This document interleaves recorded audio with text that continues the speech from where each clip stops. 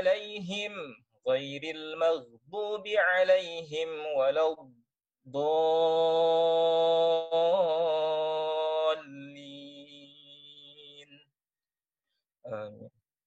Alhamdulillah. Baik, tanpa berlama-lama lagi ya, karena sudah kita buka terlebih dahulu dengan basmalah tadi, langsung saja kita masuk.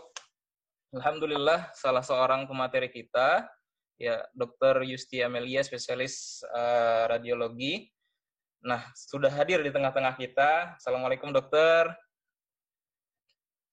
Jadi sebelumnya, agar lebih kenal lagi nih kepada pemateri kita pada malam hari ini, saya akan mencoba untuk menampilkan CV dari beliau. Baik, sebentar ya.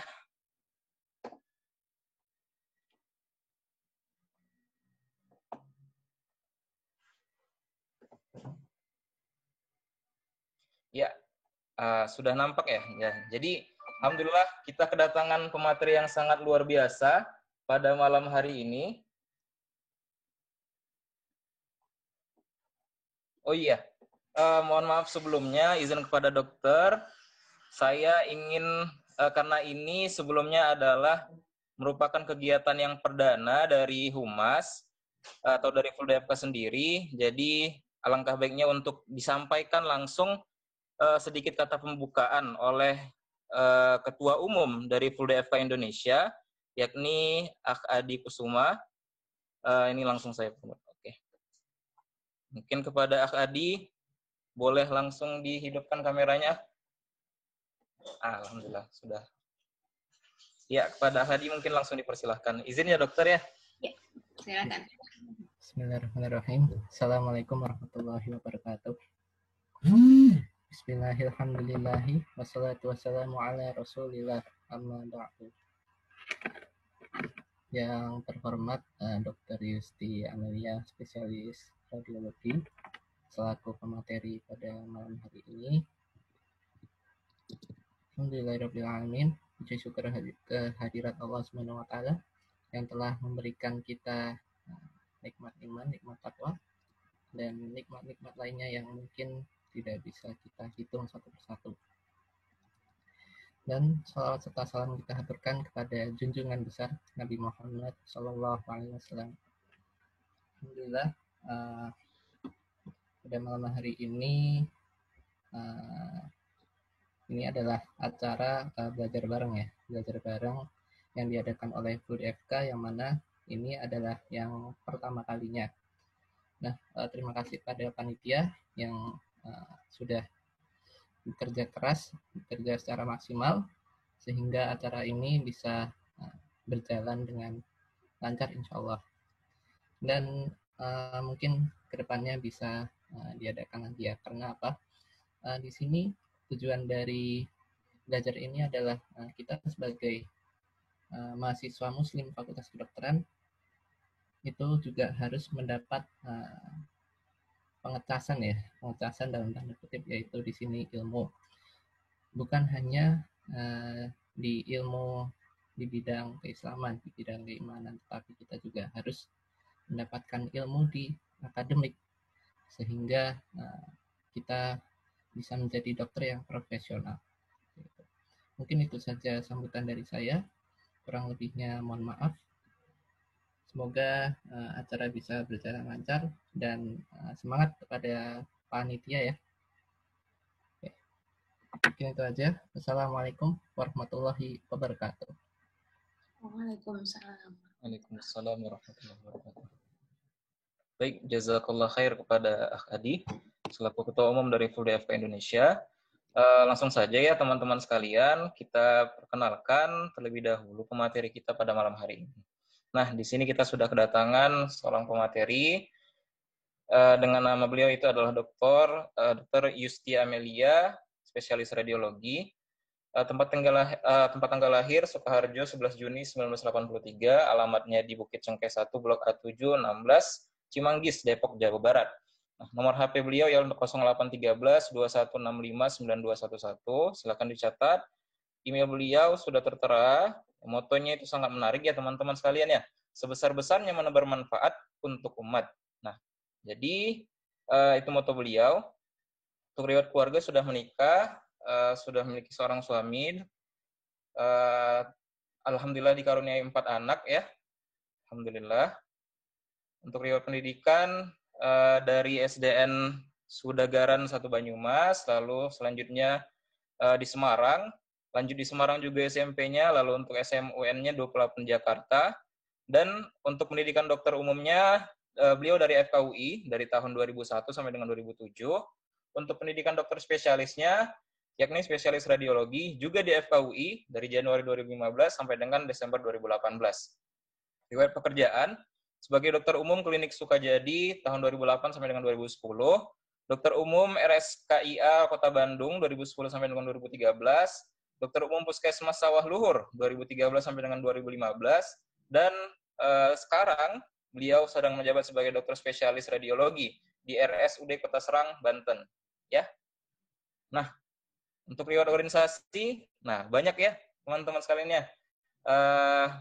Ketua Keputrian Forum Studi Islam FKUI 2004 sampai 2005, Divisi Pendidikan Lembaga Pengkajian dan Penelitian FKUI 2004 sampai 2005.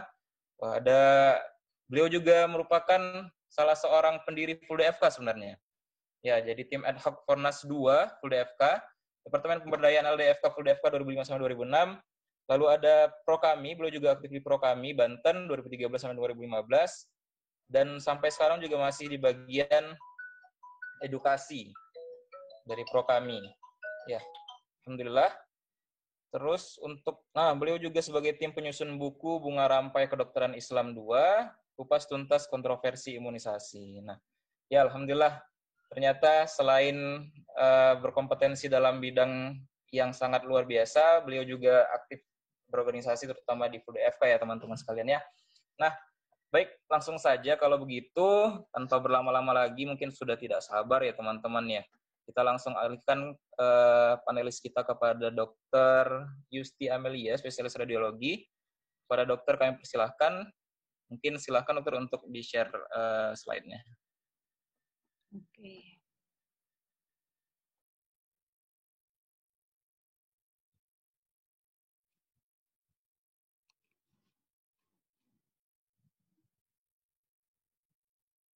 Sudah kelihatan tampilan ini? Sudah dokter, sudah alhamdulillah. Ya. Bismillahirrahmanirrahim. Assalamualaikum warahmatullahi wabarakatuh. Waalaikumsalam warahmatullahi wabarakatuh. Ya, alhamdulillahirrahmanirrahim. Allah pertemukan kembali kita, bukan kembali ya, baru pertama kali ini dalam belajar bareng Full DFK. Acara yang Masya Allah sangat menarik dan mudah-mudahan kita bisa ada sedikit ilmu yang bisa kita bagi dari sini. Topiknya dikasih panitia karena saya radiolog, itu tentang dasar radiologi dan pembacaan radiografi torak. Nah, di sini kita coba berusaha untuk membuat pembacaan X-ray, chest X-ray khususnya menjadi lebih simplified gitu ya. Sebelumnya kita buka dengan doa menuntut ilmu ya, supaya beberapa menit ke depan yang mudah-mudahan tidak lebih dari 1 jam Allah karuniakan kepahaman bagi kita. Robbi zidni ilman warzuqni fahman waj'alni minas sholihin. Ya, kenapa kita harus bahas tentang fototorak? Rata-rata di sini mungkin ini ya masih koas ya, karena menurut Perkonsil begitu lulus nanti jadi dokter umum, interpretasi ronsen atau fototorak itu masuk kategori 4A. 4A itu artinya mandiri. Kalau saya membuat istilah penyederhanaan dari 4A itu, kita mesti tahu kapan perlu melakukan pemeriksaan radiografi torak. Hal lain yang perlu kita tahu, jenis pemeriksaan apa kalau memang kita perlu radiografi torak, jenis pemeriksaan apa yang kita harus minta. Kemudian, kita juga harus bisa tahu apakah gambaran torak ini normal atau tidak normal. Dan kemudian, kalau sudah dapat tuh pemeriksaan toraknya, kita juga kemudian tahu cukup tidak dengan pemeriksaan ini, atau kira-kira kita perlu naik ke pemeriksaan lain yang lebih advance. Untuk bisa menjawab pertanyaan ini semua, maka kita harus tahu dasar radiografi dan juga harus tahu dasar interpretasi dari radiografi torak.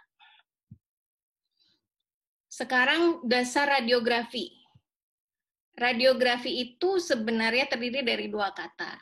Radio berasal dari kata radiasi dan grafi berasal dari kata gambar atau citra. Makanya dibilang teknik pencitraan yang menggunakan radiasi supaya bisa dalam hal kaitannya dengan kedokteran menghasilkan informasi, memberikan informasi dan memberikan nilai diagnostik.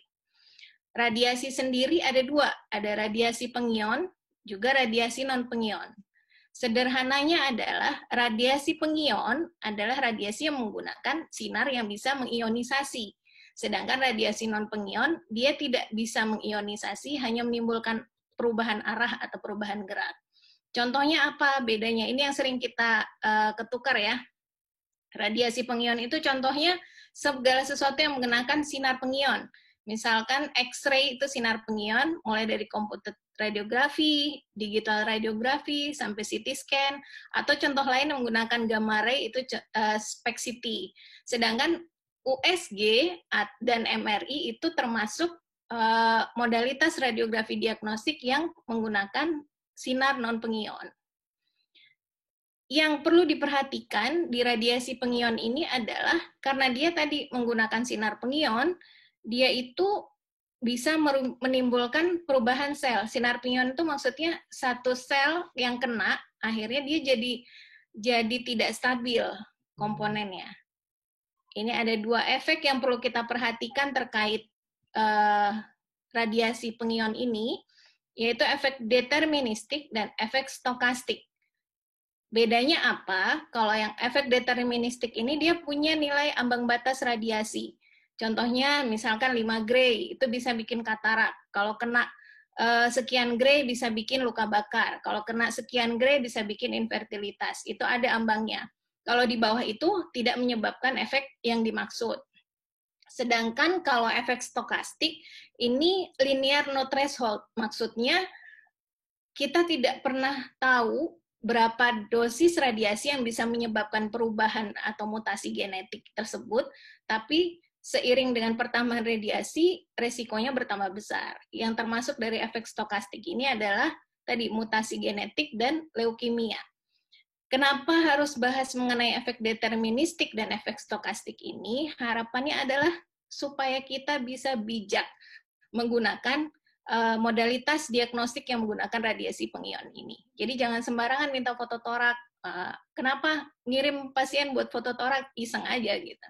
Sakitnya di kepala, fotonya yang dicontreng foto torak. Sakitnya di kaki, yang dicontreng foto torak gitu.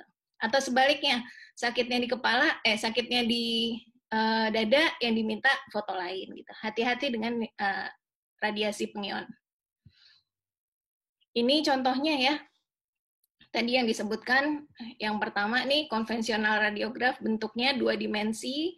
Kalau ini contoh dari SPECT-CT, biasanya dia tujuannya untuk menilai fungsi. Ini nuklir ya yang pakai. Ini contoh dari CT scan, dia multiplanar sama dengan yang 3 ini, konvensional, SPECT-CT, CT scan, ini tadi yang sinar pengion. Yang contoh ini adalah MRI dan ini USG. Kelebihannya yang di bawah ini 3. Ini adalah multiplanar. Kita bisa melihat potongan aksial, potongan koronal, jadi bisa dicocokkan posisinya di tubuh kira-kira di sebelah mana. Yang kita bahas hari ini adalah tentang konvensional radiografi atau mengenai yang menggunakan sinar X konvensional. Prinsipnya yang paling penting ini bagaimana pembentukan citra atau pembentukan gambar pada X-ray, itu ada tabungnya. Tabungnya menembakkan sinar X, kena ke jaringan, ditangkap oleh film, kemudian diolah sehingga menjadikan gambar. Yang penting saya highlight di sini adalah absorpsi sinar X berbeda di setiap jaringan. Nah, perbedaan kepadatan jaringan inilah yang akan menyebabkan perbedaan sampainya sinar ke film. Highlight di sini nih, kepadatan jaringan. Jadi kalau kita mau lihat sesuatu menggunakan sinar X, itu sebaiknya sesuatu yang kontras. Misalkan kita pengen lihat benda asing di saluran napas. Kalau saluran napas kan biasanya nih kita lihat gambarnya hitam ya. Berarti kita harapkan kalau benda asingnya itu yang sangat kontras, yang kira-kira kalau kena X-ray densitasnya sangat beda, atau misalnya putih, logam gitu ya, yang biasanya muncul sebagai gambaran putih. Kalau benda asingnya itu lunak atau mirip-mirip dengan jaringan lunak, mirip-mirip dengan soft tissue, itu mungkin kita nggak akan bisa lihat di di X-ray gitu. Intinya kepadatan jaringan. Misalkan juga pasiennya keluhannya di perut, suspeknya banyak cairan.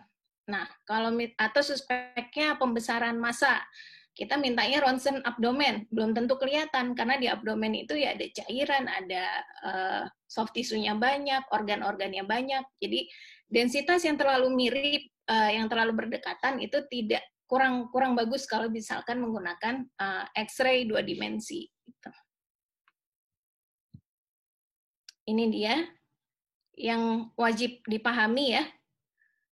Pembentukan gambar munculnya apa sih? Istilahnya kalau yang digunakan di X-ray itu radio opak sampai radiolusen.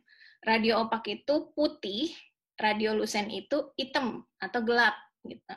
Yang paling tinggi, yang paling putih itu metal. Kemudian tulang. Kita lihat di sini kan kalau bone itu putih.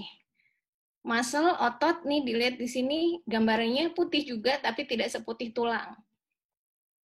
Kemudian ini blood, cairan tuh masih putih juga.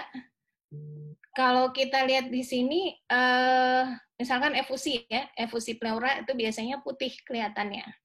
Liver juga putih. Nah ini blood nih, ini yang putih yang kita lihat di foto torak, itu sebenarnya aliran vaskular.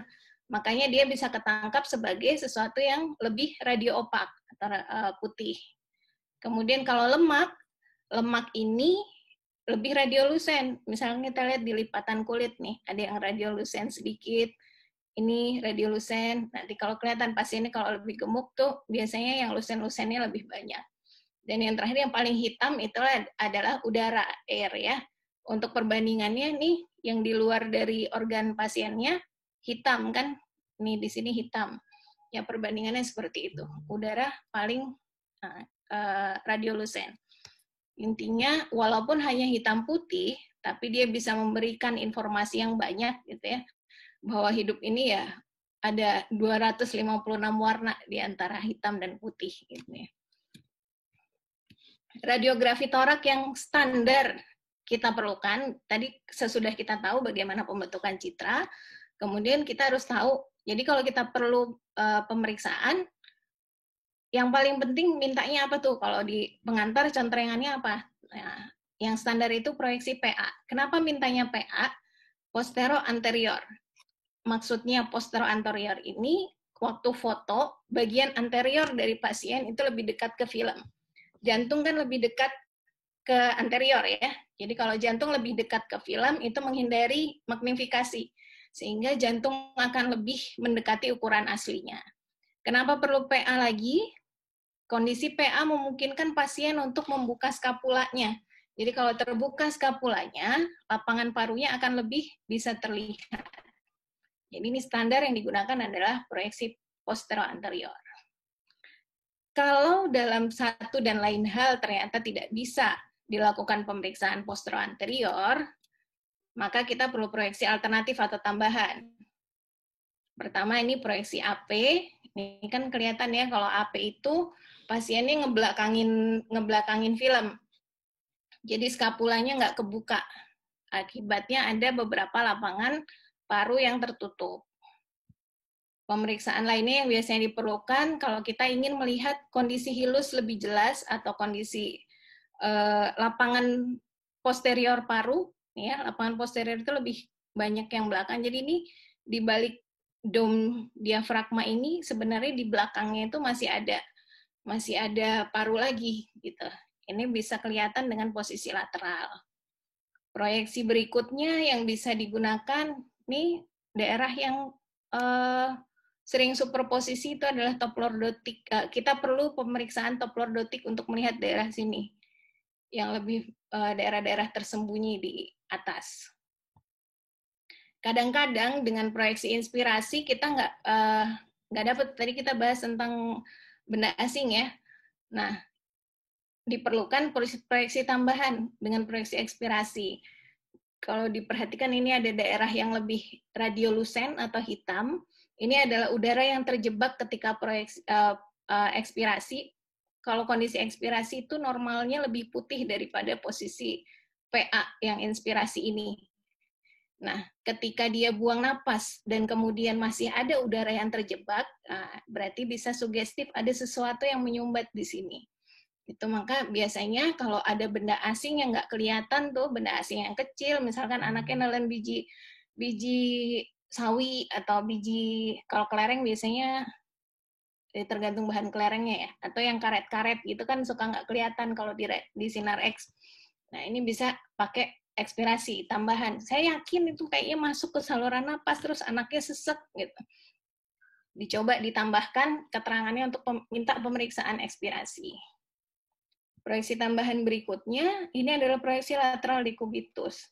Kapan perlunya? Paling sering biasanya kalau pada pasien DHF sudah hari kesekian, kita curiga ada DSS, mau cari ada ekstravasisi cairan ke luar pembuluh darah, salah satunya misalkan dengan mencari efusi pleura.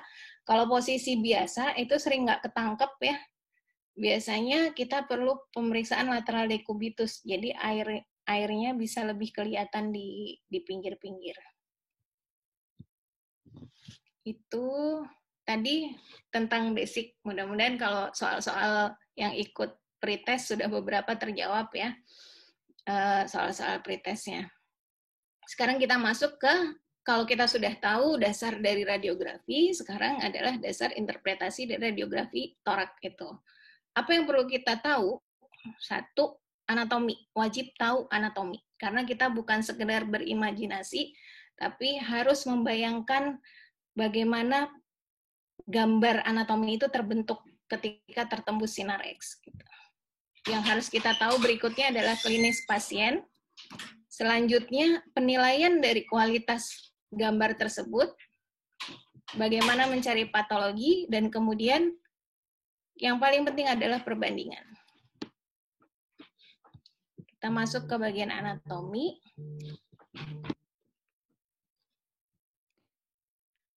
Ini anatomi rongga dada. Kurang lebihnya seperti ini yang wajib kita tahu. Jadi yang putih-putih di tengah pada foto torak itu sebenarnya ada banyak organ. Paling yang utama biasanya penting adalah jantung. Jadi kalau misalkan ada yang mengekspertis radiografi torak hanya dengan sekedar melihat jantung dan parunya, itu sayang sekali. Orang yang udah kena radiasi, tapi dia hanya mendapatkan, hanya dievaluasi tentang jantung dan parunya. Core dan pulmo dalam batas normal gitu. Kayaknya sayang banget, karena di rongga dada ini tidak hanya sekedar ada jantung dan paru gitu. Ada vaskularnya, ini jantung ya. Jantung, kalau kita lihat di batas kirinya ini sebenarnya adalah ventrikel kiri. Kalau yang ini agak kurang ini ya. Apa namanya posisinya? Potongannya kalau di foto torak lebih ke belakang lagi. Nah, yang ini adalah atrium kanan, ini ada vaskular, ini aorta yang keluar, ini yang wajib kita tahu. Ini berarti yang putih-putih di tengah, kalau gambar foto torak itu ada struktur vaskular. Gitu. Di baliknya ini ada trakea. Nah, ini bagian paru. Kalau di kanan ada 3 lobus, superior, medius, dan inferior. Kemudian kalau di kiri hanya 2. Dan yang kita lihat sebagai corakan bronkofaskular itu ya ini. Ya bronkus, ya arteri pulmonalis, ya vena pulmonalis yang memberikan gambaran corakan bronkofaskular. Yang berikutnya, ini pleura, kita lihat benar-benar nggak kelihatan dan harus nempel ke koste.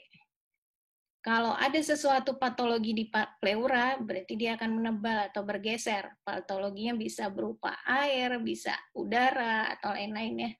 Kalsifikasi, gitu. Nah, ini yang wajib ditahu. Ini ada trakea yang kemudian bercabang, ini posisinya pun termasuk yang harus kita ingat. Ternyata kalau kanan itu dia lebih curam dibanding kiri. Posisinya biasanya hilus kanan lebih rendah daripada hilus kiri. Jadi kalau nanti kelihatan ada gambar hilusnya kok nggak seperti ini bentuknya, berarti kita harus curiga ada sesuatu kelainan. Nah ini tadi ya, dilihat ada diafragma di situ, di belakang diafragma, di depan diafragma itu masih ada paru-paru. Jadi tidak hanya dilihat yang sini aja, jadi perlu diterawang bagian yang superposisi ini.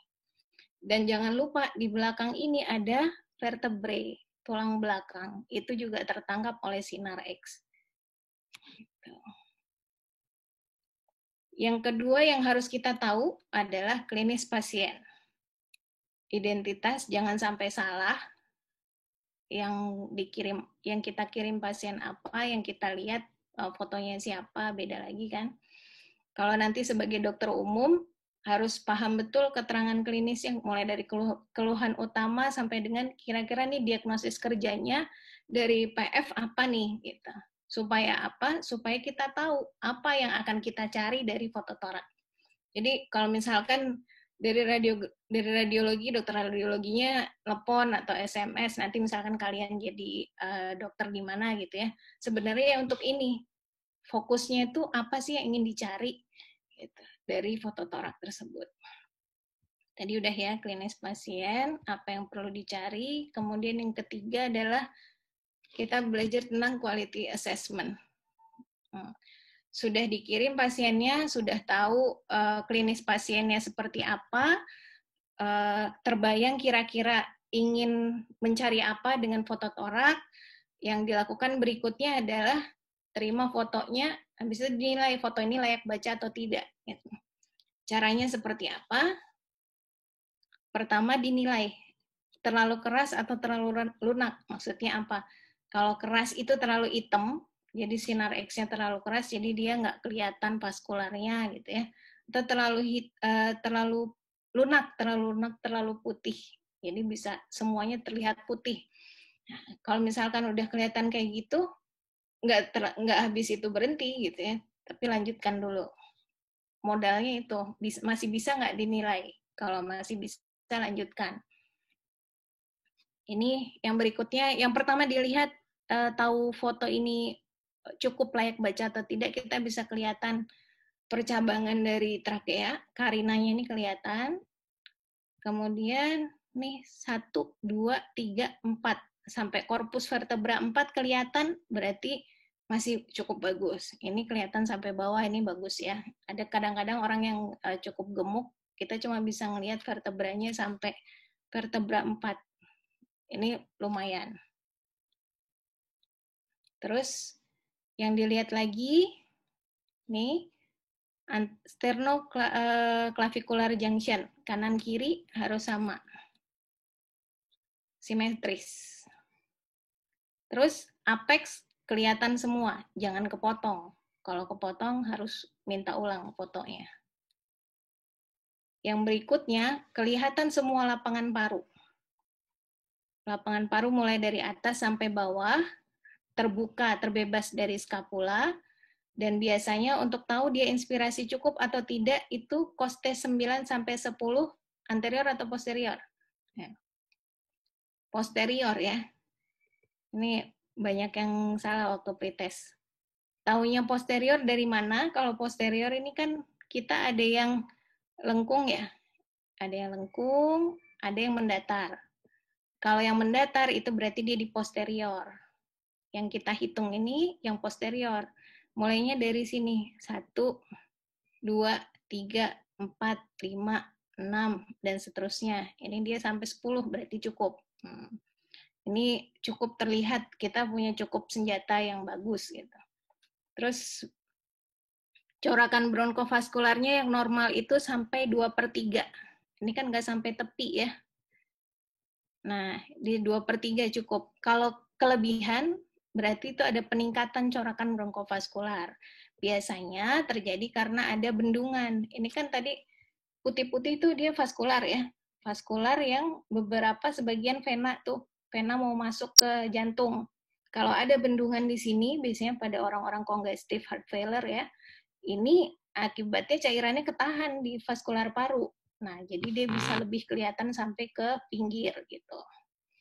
Dan untuk tahu dia normal atau enggak juga, ini kalau tegak tuh kan ada pengaruh gravitasi. Biasanya yang atas lebih tipis, lebih ramping dibandingkan yang bawah.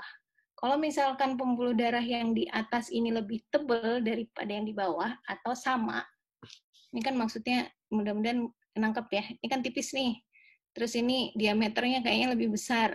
Nah, kalau sama atau di atas ini lebih tebal, nah berarti sudah terjadi peningkatan corakan bronkovaskular. Berarti mungkin ada bendungan di paru gitu. Ini kita penting normal atau tidaknya itu 2/3 tadi ya. Intinya sih kalau kualitas assessment-nya kita bisa lihat sampai 2/3 minimal lapangan paru. Terus ini tadi COST 10. Jangan lupa juga sinusnya, jangan kepotong. Kalau terima foto cuma sampai sini nih, nggak dapat sinusnya, gitu. Balikin, foto ulang. Enggak juga sih, ya tergantung keperluan mau nilai apa. Dan yang terakhir nih, jantungnya juga harus kelihatan, diafragmanya itu sebisa mungkin mendatar. Jangan mencembung sehingga menutupi jantung. Kalau udah oke, bagus, kita masuk ke yang berikutnya, mencari patologi. Banyak caranya. Di buku-buku ada yang bilang ABCDE, ada yang bilang macam-macam lah, ada caranya ya. Ada yang mau dari luar ke dalam, ada yang mau dari dalam keluar. Sebenarnya itu bebas, yang penting semuanya terevaluasi. Kalau saya pribadi sih sukanya dari dalam keluar. Pertama inside out ya. Yang pertama saya nilai biasanya wajib tahu siluet dan line atau stripe. Nanti kita lihat apa yang dimaksud dengan siluet dan garis-garis ini. Yang pertama kita lihat biasanya jantung dulu. Batas jantung, batas kiri jantung biasanya dibentuk oleh ventrikel kiri, kemudian batas kanan jantung dibentuk oleh atrium kanan. Ini harus memberikan densitas yang berbeda dengan paru-paru sebelahnya. Ya. Itu namanya siluet ya. Kemudian dinilai biasanya ada kardiomegali atau enggak, kemudian bagian mana, chamber mana yang kira-kira membesar, rata-rata sih cukup sampai membesar atau enggak ya. Kemudian yang berikutnya dinilai ini siluet dari left atrial appendage biasanya suka kelihatan, kalau nggak kelihatan juga nggak apa-apa.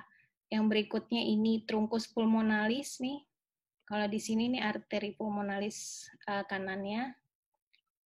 Garis berikutnya yang perlu kita perhatikan nih aortic knob atau katup aorta, arkus aorta.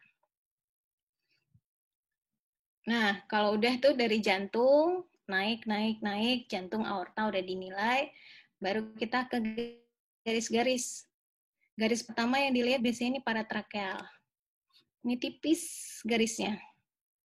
Nggak ada apa-apa di sebelah-sebelahnya. Ya. Kalau ini ada penebalan, ada sesuatu, kok garisnya udah nggak tipis lagi, gitu. Curiga ada sesuatu. Garis berikutnya yang dinilai adalah para-aortic line. Nih, di bagian para-aorta, kalau ini dia melebar atau terus nggak mulus begini, ada yang jendol, berarti ada sesuatu. Yang jangan lupa juga nih para-spinal line. Ya, garisnya harusnya tipis, tidak ada sesuatu. Nah, kalau ada yang menjendol di sini atau geradakan, berarti mungkin ada suatu patologi di sini. Yang jangan lupa juga, hilus ini bentuknya cekung biasanya. Bentuk kurva cekung, dan ini azigoesophageal recess. Mungkin biar kelihatan ya, ini ada yang lebih lusen di sini. Ini tadi kan kita lihat ya di bagian belakang itu ada paru-paru lagi. Ini daerah paru-paru masih superposisi dengan paru-paru di sisi posterior. Dan ini adalah corakan-corakan interlobar arteri. Kalau ada yang tidak normal dari garis-garis ini, berarti kemungkinan ada sesuatu. Jadi ini istilahnya harus hafal mati garis-garisnya, terus kontur-kontur penting yang kita lihat dalam evaluasi. Tadi bahas tentang jantung ya, yang paling sering dinilai ada kardiomegali atau enggak. Jangan salah ngukur. Yang perlu kita lakukan pertama adalah menarik garis tengah. Terus dari garis tengah diambil ke yang paling kanan, diambil ke yang paling kiri. Jadi bukan bikin garis langsung jebret ke sini gitu ya, mendatar. Tapi enggak, karena dia bagian semuanya nih, total. Kemudian diukur lapangan paling luas, lapangan paling lebar dari dinding dada. Kardiothoracic ratio A plus B ditambah dibagi C. Kita bilang dia kardiomegali tergantung dari posisinya. Jangan lupa dinilai ini PA atau AP. Ini kita lihat skapulanya cukup terbuka ya. Berarti kemungkinan dia posisi PA. Syarat CTR, syarat dibilang kardiomegali itu kalau CTR-nya lebih dari 50%. Tapi kalau misalkan kita lihat dia posisi AP, berarti kita syarat CTR-nya lebih besar lagi. Ada yang bilang 55, kalau saya biasanya pakai yang 60. Misalkan kasus ini diukur CTR-nya 52. Tapi dia posisi AP. Nih, skapulanya tidak terbuka. Kita tidak bilang dia kardiomegali. Ini bukan kardiomegali ya. Biasa. Jadi jantungnya tidak membesar. Nah, tadi kita bahas siluet. Maksudnya apa sih siluet? Nah, ini batas kiri jantungnya hilang. Nah, berarti kemungkinan ada patologi. Kalau ini sih udah jelas ya. Nah, cuma kadang-kadang ada tuh foto kita sumir-sumir. Ini tapi antara jantung ke paru-parunya kok batasnya interface-nya tuh kayak nyatu. Sayang saya kehilangan fotonya jadi nggak bisa ngasih. Cuma ini kira-kira seperti inilah. Kalau batas kiri jantung hilang berarti ada sesuatu persisnya itu di anterior dari paru kiri biasanya. Kalau batas kiri berarti kelainannya ada di anterior paru kiri. Kalau batas kanan jantung kelainannya ada di anterior paru kanan. Gitu. Ini ya kelainannya. Nah ini tadi contoh kalau ada aortic knob-nya yang ada double ini ya. Ini kan normalnya begini, kok ada lagi yang menjendol. Ini juga normalnya segini aja, kok ada lagi di sini. Gitu. Ini ada double density dari aortic knob, dan pelebaran para aortic line. Kemungkinan terjadi sesuatu pada aortanya. Nah, untuk kalau melihat seperti ini, cepat kirim buat CT thorax, gitu ya. Untuk memastikan dia ada aneurisma atau ada sesuatu akut aortic syndrome nggak di sini. Gitu. Intinya tahu dulu ini sesuatu nih yang harus segera dikirim. Nah, ini soal pretest. Pertanyaan saya ini limfadenopati atau bukan? Gitu ya. Ini suka terjebak ya. Ini memang ada kardiomegali. Nah, kalau yang di sini tadi, ini bukan KGB hilus ya. Yang ini adalah left atrial appendage. Kalau mau lihat itu tadi yang mana tadi ya? Salah. Nih, yang bagian ini. Itu yang membesar. Kok.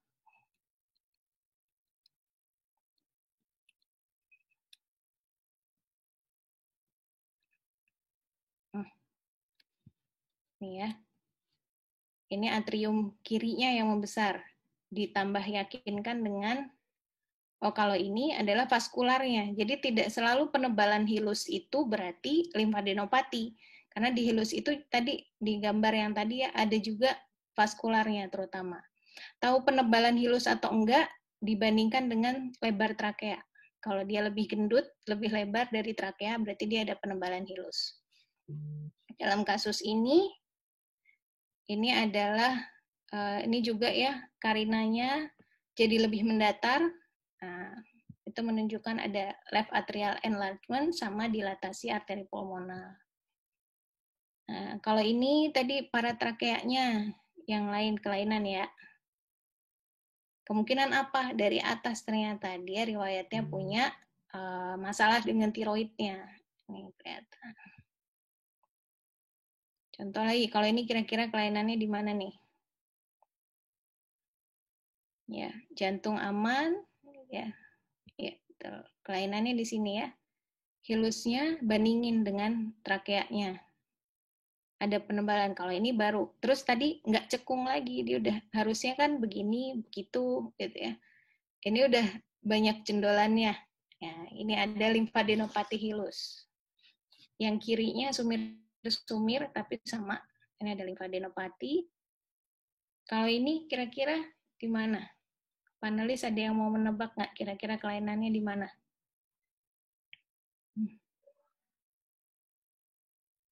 Ya.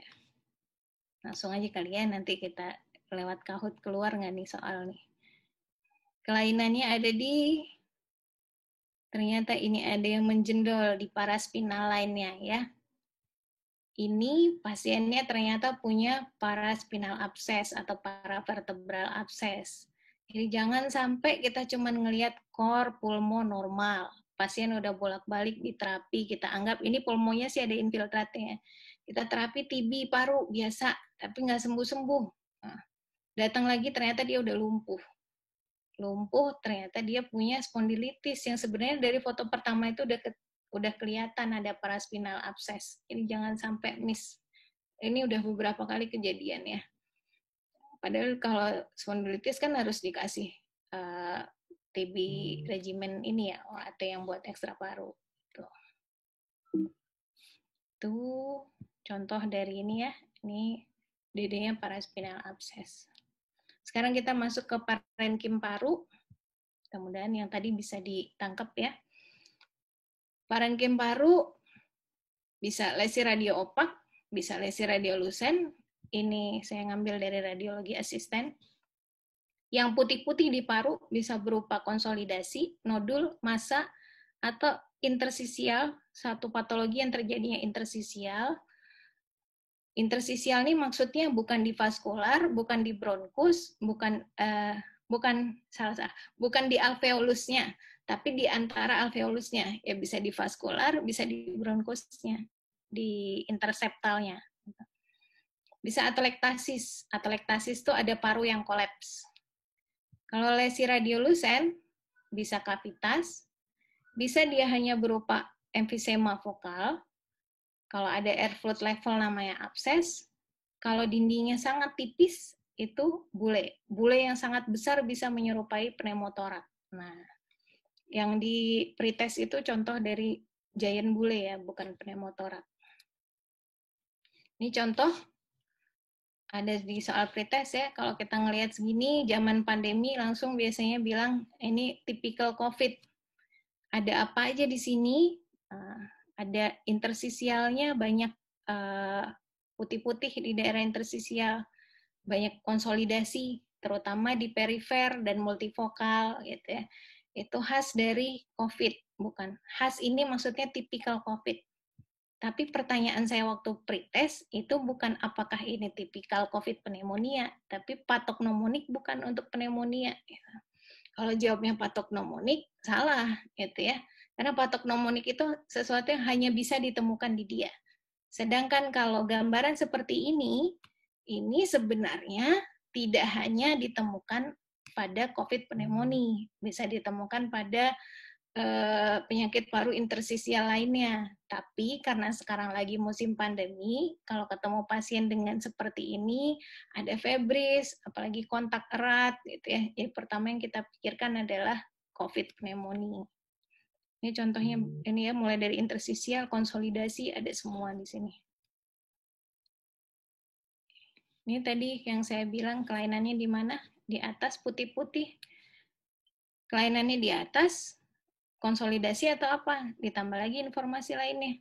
Ternyata hilusnya naik ke atas. ada yang tertarik. Nah, kalau ada yang narik-menarik, ini biasanya atelektasis. Ini ya, kelainan di sini, ini contoh dari atelektasis. Nah, ini yang berikutnya, khas sekali untuk, ini namanya infiltrat miliar ya, atau konsolidasi miliar. Apakah hanya pada TB? Tidak juga, dia tergantung klinis. Lagi tadi kan balik infonya. Kalau klinisnya memang mengarah ke TB, ya berarti TB similiar dulu. Tapi kalau dia udah punya CA-MAME atau CA-MANE yang lain, nah kita berpikir ini miliary type metastasis. Jadi makanya harus penting banget dicocokkan sama klinis. Ini contoh lain pasien ya, pasiennya ini dari RSUD dikirim dengan COVID positif, tapi apakah dia ada pneumonia? Belum tentu gitu ya. Konsolidasi yang ada di sini, yang ada di sini, ini gitu ya. Kalau ini, yang dua ini kemungkinan nodul metastasis. Yang ini kemungkinan limfadenopati hilus gitu. Ini belum tentu karena ini karena COVID gitu ya.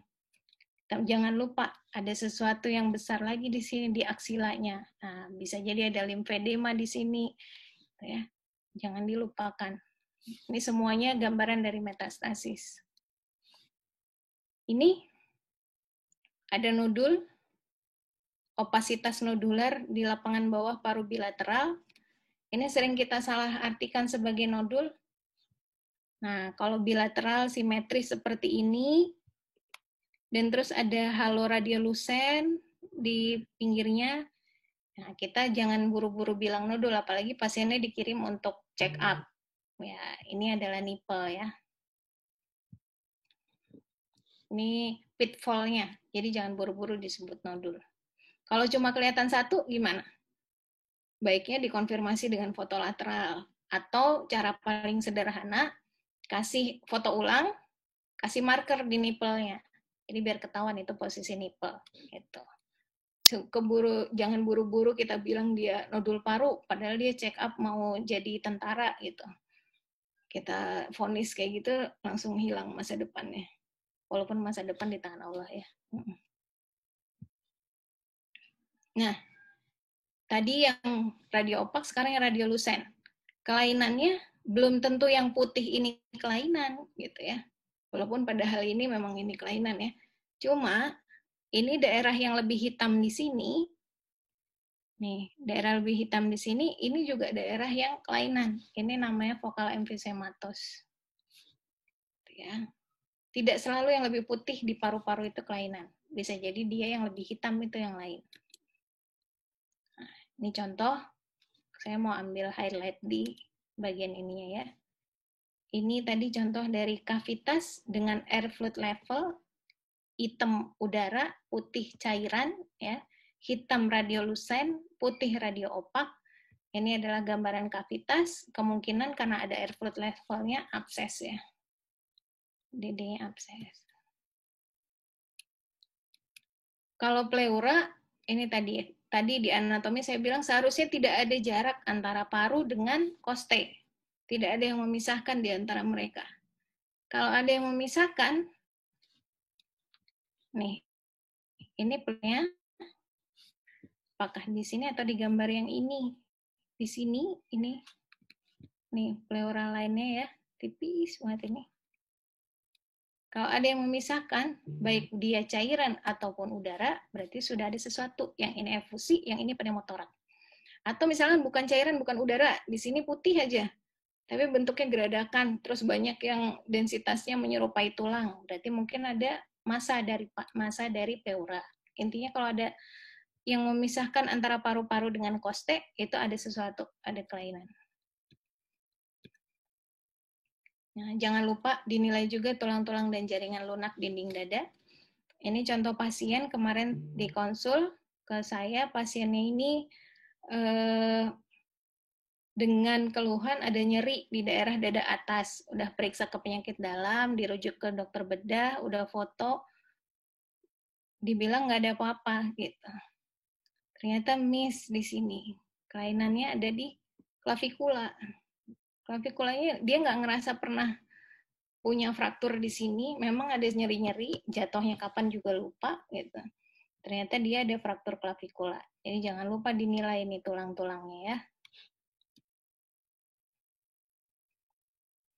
Ini tadi jaringan lunak dinding dada contohnya seperti foto tadi.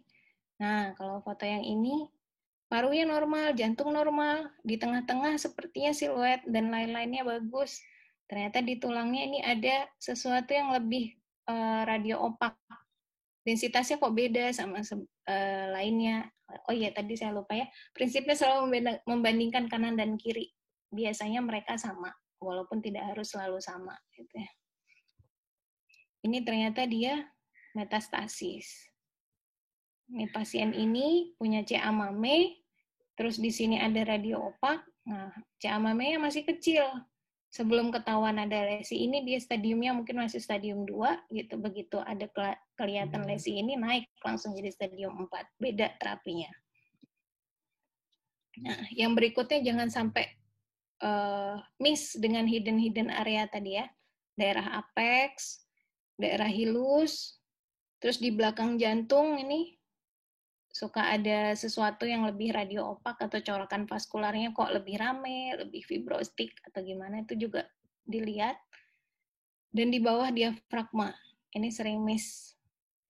Suka ada informasi di sini, tapi karena kita nggak ngelihat, cuman fokus jantung parunya gimana, oh normal, jantung paru normal, selesai. Padahal ternyata di regio-regio ini ada sesuatu kelainan.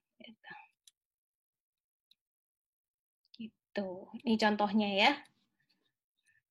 Ada lusensi di subdiafragma kanan. Nah, ini bedanya apa? Yes. Yang ini tidak menyerupai lumen usus. Yang ini bentuknya seperti ada haustra. Nah, yang ini adalah pneumoperitoneum. Kok hilang gambarnya? Ya, yang ini Chilaiditi.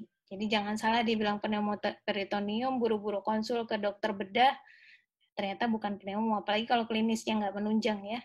Ini variasi normal. Tambahan, ini kalau sebenarnya untuk pemeriksaan lateral ini butuh khusus pembahasan ya, cuma ini kurang lebih yang wajib-wajib kita tahu aja. Dari lateral itu yang biasanya paling sering kita pengen lihat itu ada KGB hilus atau enggak. Nah, normalnya ini ya, normalnya tidak ada sesuatu yang bulat-bulatnya aneh. Paling kalau ada yang terpotong ortograd itu adalah arteri pulmonal daerah depan, tapi tidak terlalu besar. Dan yang lain juga yang pengen dilihat, itu apakah ada infiltrat di daerah posterior, lapangan belakang paru. Kuncinya adalah dari atas ke bawah harusnya semakin lusen. Kalau dari atas ke bawah dia putihnya sama, nah berarti mungkin yang bawah ada sesuatu. Ini diafragma juga bisa dinilai ya. Bagaimana membedakan diafragma kanan dan diafragma kiri? Kalau diafragma kanan biasanya kita bisa lihat dari atas sampai belakang, dari depan sampai belakang. Ini berarti diafragma kanan. Kalau diafragma kiri, belakangnya kelihatan, tapi biasanya berhenti di jantung. Gitu. Nah, batas belakang ini adalah left ventricle. Kalau ada pembesaran atau hipertrofi ventricle kiri, biasanya dia lebih memakan ruang di belakang jantung. Ini contoh yang tadi saya bilang, dari atas ke bawah harusnya lusen, lebih lusen. Tapi di sini kok dia malah lebih putih. Nah, berarti ada infiltrat di sini. Kelihatan atau ada perselubungan, ada konsolidasi gitu. Ini kelihatannya sih kayak masih ada corakan, masih dikotom gitu ya. Tapi lebih suram karena berarti ini ada sesuatu kelainan. Ini konsolidasi, DD pneumonia. Oh ya, sama ini tadi dari foto yang ini. Ini ada 2, tapi yang satunya dari depan ke belakangnya nggak kelihatan. Nah, berarti ini hilang siluet atau perbedaan densitas antara diafragma dengan paru. Ini makin menguatkan kalau ada kelainan di sini. Kalau diafragma kirinya masih bagus, berarti kemungkinan dari foto lateral ini kita bisa nebak kayaknya si kelainannya di kanan nih, karena siluet dari diafragma kanan yang hilang. Nah, ini contoh dari banyak yang besar-besar ini ya, bukan di tempatnya arteri pulmonal, multiple, kita bisa nebak ini limfadenopati hilus. Dari sini nggak terlalu yakin, padahal walaupun sebenarnya sudah dari trakea lebarnya agak lebih lebar dikit, cuma bingung nih faktor posisi atau apa gitu. Minta foto lateral, ternyata memang benar. Ada multiple limfadenopati hilus. Yang terakhir, yang kita perlu adalah foto perbandingan. Maksudnya apa? Kalau terima foto, kita bingung nih. Ini kardiomegali. Ini corakan vaskularnya kayak naik, tapi kayak enggak, ragu-ragu gitu ya. Ini kira-kira naik apa enggak gitu ya. Lebih dari 2/3, tapi sebagian ada yang apa? Enggak lebih dari 2/3.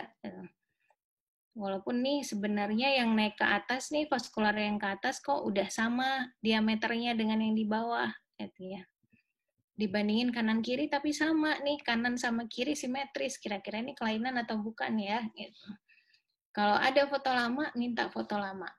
Ini kita bisa bandingkan, ternyata jantungnya sedikit lebih besar. Corakannya sebelumnya ternyata nggak senaik ini. Sinusnya, jangan lupa juga. Sinusnya dulu tajam, sekarang tumpul. Jadi kemungkinan ini ada kardiomegali dengan peningkatan corakan vaskular paru yang kemungkinan merupakan suatu bendungan paru atau edema paru ditambah efusi pleura kanan gitu. Nah, ini pentingnya foto perbandingan. Atau sebenarnya saya tadi mau ngasih contoh lagi foto perbandingan yang TB ya, cuma itu ada di mana ya? Oh, yang di pretest. Saya tadi nggak sempat masukin fotonya ya. Yang paling sering itu pasien TB paru ditreat karena masih ada infiltratnya, jadi masih 6 bulan dilanjut terus sampai 9 bulan gitu. Karena dokternya cuma ngelihat foto yang saat ini gitu. Padahal begitu dibandingkan dengan foto sebelumnya, ternyata ya cuma itu-itu aja terus. Gambarnya fibrokalsifikasi, lokasinya sama, tidak ada opasitas baru. Ya, sebenarnya dia sudah sembuh, cuma kalsifikasinya atau fibrosisnya menetap. Ya. Jadi sayang pasiennya dapat ekstra INH, ekstra rifampisin gitu. Jadinya malah hepatic failure gara-gara obat.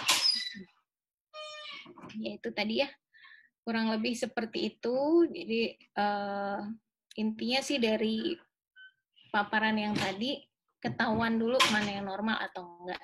Oh ya, ini. Mudah-mudahan dari presentasi yang tadi bisa kejawab tadi ya pertanyaan yang di awal. Kira-kira kita bisa tahu kapan harus melakukan pemeriksaan X-ray. Ya, misalkan ada benjolan di dada, ya belum tentu harus X-ray jawabannya gitu ya, bisa USG karena densitas di depan misal apalagi dekat payudara gitu ya, belum tentu kelihatan pakai X-ray karena dia densitasnya terlalu dekat dengan jaringan lunaknya. Tapi kalau kita mau lihat benda asing radio opak, ya mungkin jawabannya X-ray betul. Tahu jenis pemeriksaan yang diminta, mau minta PA, mau minta AP, mau minta lateral, mau minta lateral dekubitus atau ekspirasi, atau kapan minta top lordotik, itu sudah terjawab. Tahu mana yang normal, mana yang tidak. Kita mungkin nggak perlu sampai menentukan patologinya nih kira-kira kenapa. Oh ini masa mediastinum timoma gitu. Atau ini masa paru karsinoma sel squamosa gitu. Nggak perlu sampai kayak gitu ya. Tapi yang penting nih saya tahu ada sesuatu kelainan di sini gitu. Dan selanjutnya kira-kira bisa ditreat atau enggak. Kalau tidak bisa ditreat berarti kita tahu kapan kita harus memerlukan pemeriksaan tambahan. Seperti yang tadi, aorta kalau gendut seperti itu mungkin akut aortic syndrome berarti harus segera kirim buat CT scan gitu. Mudah-mudahan dari paparan yang tadi bisa kebayang dan bukan bikin malah tambah bingung ya. Kemudian selanjutnya semoga sukses untuk membaca foto torak. Saya kembalikan ke moderator, barangkali ada pertanyaan.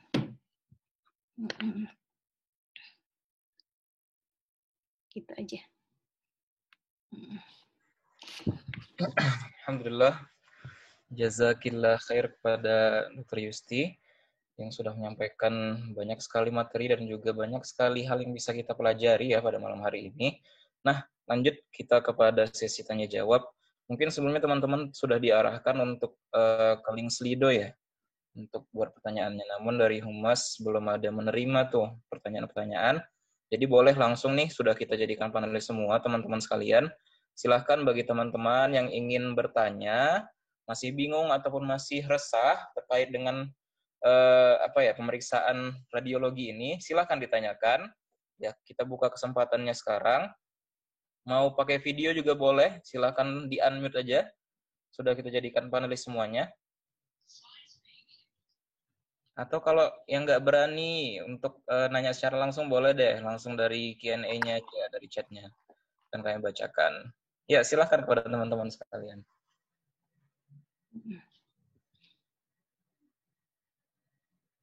Kayak kalau belum nanya nih antara bingung atau atau mungkin dari ini Humas full DFK ada yang mau ditanya dari panelis yang sudah ada. Sudah semua jadi panelis. Ya udah semua jadi panelis. Kalau di kuliah dapat nggak ini? Sekarang sistem modul ya. Iya, Dok. Ada yang khusus tentang radiografi. Sebenarnya kayaknya nggak terlalu, Dok. Baru di Koras dapatnya, Dokter. Ya. Ya, jadi ini kemarin tuh antara mau sampai mana nih yang diterangkan nih, karena sistem belajarnya kan berbeda ya. Jadi memang enaknya kayak bahas tentang infiltrat atau konsolidasi pada TB paru itu bisa satu materi sendiri itu jenis-jenisnya seperti apa gitu. Atau emergency torak, tadi pneumotorak, efusi atau apa itu bisa satu materi sendiri. Tapi ini yang kali ini intinya sih supaya bisa tahu dulu mana yang tidak pada tempatnya, intinya seperti itu. Mudah-mudahan sih bisa ketangkep ya.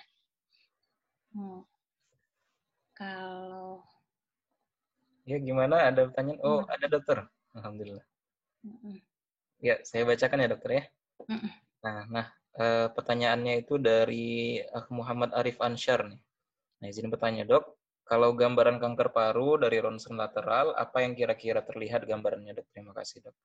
Dan selanjutnya, apakah memungkinkan untuk sebuah gambaran dari ronsen ternyata menggambarkan dari dua jenis penyakit?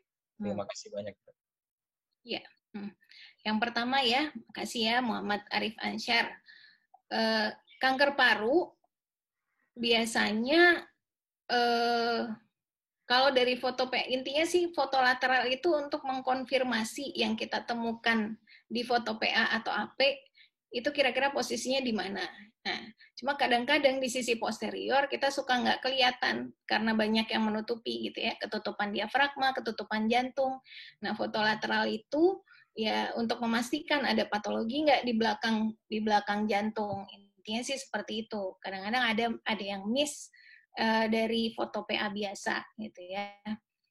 Gambarannya ya kalau kanker biasanya opasitas yang lebih padat, bentuknya tajam-tajam, spikulasi gitu ya. Terus menarik-narik sekitarnya itu biasanya tuh kita cenderung ke kanker gitu, ke CA paru. Tapi macam-macam lagi nih, CA paru ada yang intersisial, ada yang sekarang endobronkial karsinoma bentuknya tuh dia endobronchial spreading kayak TB, cuma lokasinya aja di lokasi yang bukan kesukaannya kuman TBC. Nah, itu bisa juga seperti itu. Intinya sih, kalau kanker paru, perlu banget foto lama. Kalau dia doubling time-nya cepat, foto sebelumnya nggak ada, sekarang ada. Foto sebelumnya 2 cm, sekarang jadi 4 cm, harus curiga kanker paru. Gitu. Terus, gambaran dari ronsen bisa nggak? Ternyata ada 2 jenis penyakit. Ini ternyata banyak. Sekarang musim COVID, pasiennya datang karena sesek, ternyata dia punya TBC. Gitu. Nah, ini yang sering membingungkan nih. Gambarannya khas banget TBC. TBC itu sukanya di atas, sukanya di apex paru ya. atau sukanya lagi di segmen di bagian bagian apikal dari lobus posterior itu. Itu khasnya di situ jelas ada kelainan, ada kavitas segala macam, tapi dia ternyata infeksi sekunder dengan COVID itu banyak banget yang kejadian seperti ini. Ini yang makanya tadi kita seringkali tidak selesai dengan hanya foto toraks saja gitu. Perlu pemeriksaan konfirmasi. Nah, kalau masuk ke CT toraks biasanya lebih kelihatan tuh bedanya. Ada opasitas ground glass itu yang lebih ke arah COVID gitu. Terus yang TB itu lebih ke gambaran 3-in-1, ada tuh nanti beberapa gambaran khasnya dari TB, gambaran khas dari COVID yang kelihatan dari CT scan. Yang itu susah kelihatan dari foto torak. Makanya kalau ragu-ragu seperti itu, naiklah. Jangan ragu untuk minta pemeriksaan tambahan. Nah, saya mungkin langsung aja ya ini ya, pertanyaan berikutnya ya. Dari Adelia ya. Salah. Dari Nadia dulu ya. Untuk pemeriksaan patologi esofagus, akalasia atau atresia, pakai fototorak atau yang lain. Nah, bisa tahu pertama biasanya kita ngelihat fototorak dulu. Tadi di mediastinumnya biasanya ada sesuatu. Mediastinumnya lebih lebar atau densitasnya nggak sama gitu ya. Kalau esofagus biasanya dia melebarnya ke kanan tuh. Di sisi sebelah kanan kok ada sesuatu opasitas yang tidak biasa. Curiga deh kita ada sesuatu di esofagusnya. Nah, lebih baiknya memastikan pakai apa? Yang paling bagus itu dengan barium meal atau kontras meal. Jadi dikasih minum zat kontras, barium atau pakai omnium, yodium gitu ya, larutan yodium. Terus difoto itu baru kelihatan nanti ini ya apa namanya pelebaran esofagus betul atau enggak gitu. Jadi pakai X-ray juga, tapi kita perlu bantuan zat kontras gitu. Biasanya ya kontras yang per oral. Tuh. Mudah-mudahan bisa jelas ya Nadia ya. Terus Adelia. Untuk efusi pleura, efusi pleura boleh PA dulu. Intinya kalau fototorak, kalau sudah kelihatan dengan PA cukup gitu. Tapi kalau kita yakin ada kayaknya nih ada efusi, tergantung nih lebih kira-kira kita lebih mudah akses yang mana, foto torak ulang atau misalkan ada USG. Lebih sensitif USG sebenarnya untuk menilai adanya cairan gitu. Cuma kalau misalkan USG nggak ada, boleh pakai lateral atau tadi ya lateral tegak atau lateral dekubitus. Nah, cuma kan menentukan yang mana nih lateralnya mau lateral kanan atau lateral kiri gitu. Nah, itu ini akhirnya lebih kalau saya pribadi kalau memang pengen nyari ada cairan minimal, efusi minimal atau enggak, itu enakan pakai USG sih sebenarnya. Itu. Yang split tadi maksudnya gimana nih? Boleh itu nggak Adelia di ini aja ngomong aja di unmute. Iya dok, maksudnya tadi kan ada yang split sama siluet. Nah itu yang split tadi masih kurang paham. Stripe. Oh iya stripe. Stripe itu garis-garis gitu, sama aja sih sebenarnya. Di paratrakeal tadi ya, di paratrakeal itu ada garis, apa saya share ke screen lagi? Nggak usah ya. Susah ya. Sampai coba ya, share screen lagi deh.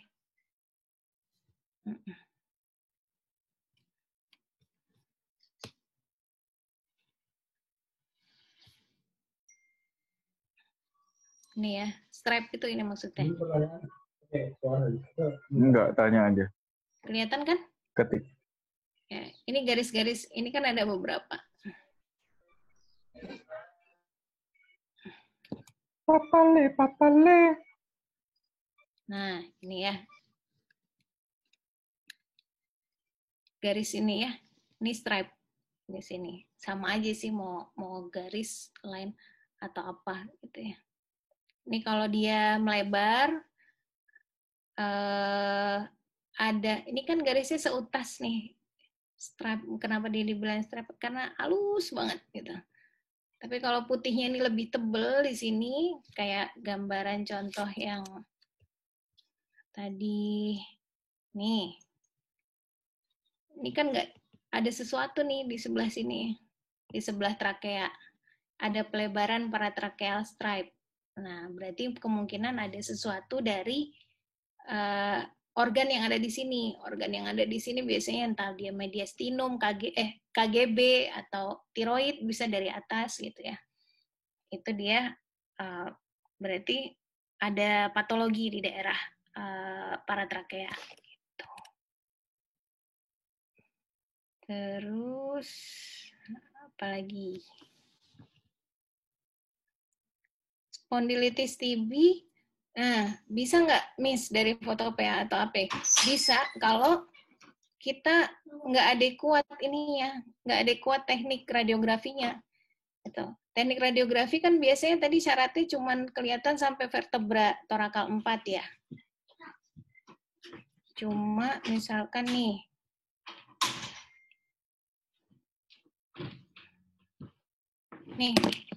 ini kita kelihatan nggak nih radiografi yang di sini nih? Nih foto yang ini. Saya dikirim dengan gambar yang lebih putih sebenarnya. Ini nggak kelihatan kan di sini kalau ada sesuatu di paraspinalnya.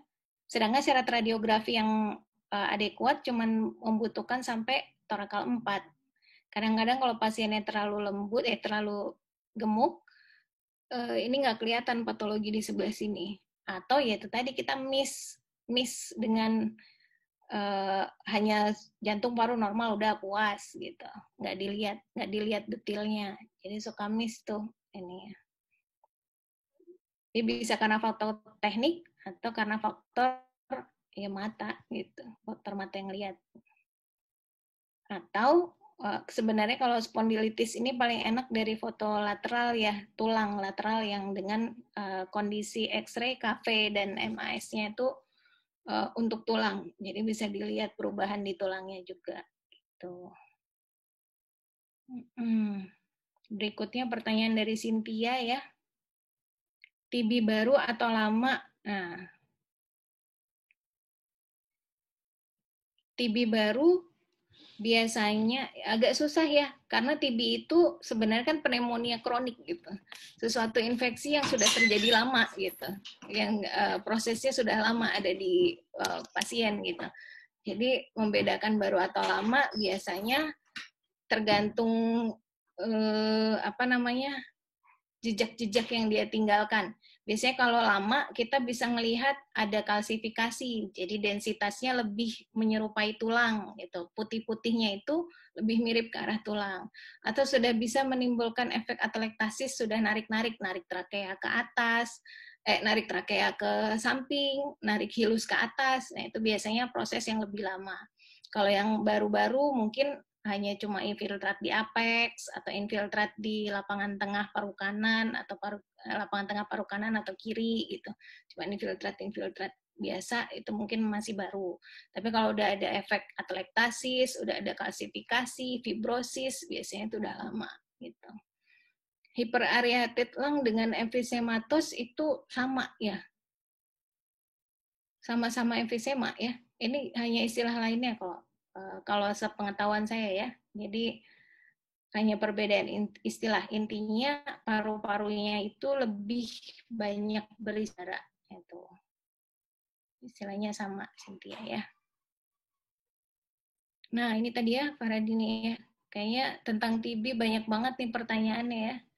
Mungkin bisa satu saya aja bahkan diskusi dengan kemarin punya grup diskusi dengan residen, masih ikut belajar sama mereka bahas tuh satu dari beberapa literatur review, ternyata ini bisa 2 jam sendiri untuk bedain TB relapse sama bekas TB gitu. Tapi intinya foto lama sama klinis.